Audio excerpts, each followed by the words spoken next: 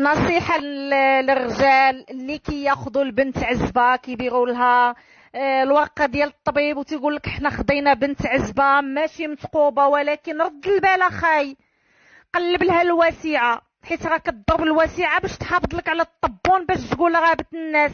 راه ما بقاوش بنات الناس في المغرب، راه الوسيعات كثروا كيضربوا من الزق وكيخليو الطبون باش انت يضحكوا عليك به.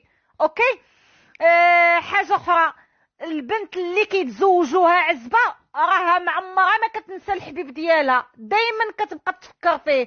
اما المطلقه اللي تزوجتي بها هذيك ما تخافش منها، هذيك كتكون كارهه راجلها وكتعشقك انت وكتبغيك انت.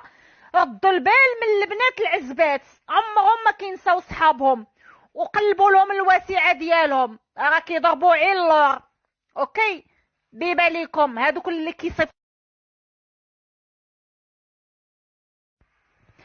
نصيحة للرجال اللي كياخذوا البنت عزبة كيديروا لها الورقة ديال الطبيب وتيقول لك حنا خدينا بنت عزبة ماشي متقوبة، ولكن رد البال اخاي، قلب لها الوسيعة، حيت راه كضرب الوسيعة باش تحافظ لك على الطبون باش تقول راه بنت الناس.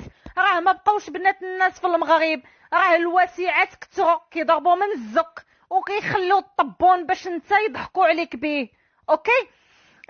حاجه اخرى، البنت اللي كيتزوجوها عزبه راها معمرها ما كتنسى الحبيب ديالها، دائما كتبقى تفكر فيه.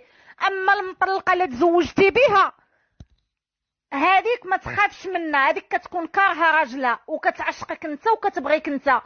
ردوا البال من البنات العزبات، عمرهم ما كينساو صحابهم وقلبوا لهم الوسيعه ديالهم، راه كيضربوا عين اللور. اوكي، بباليكم هادوك اللي كيصيفطوا.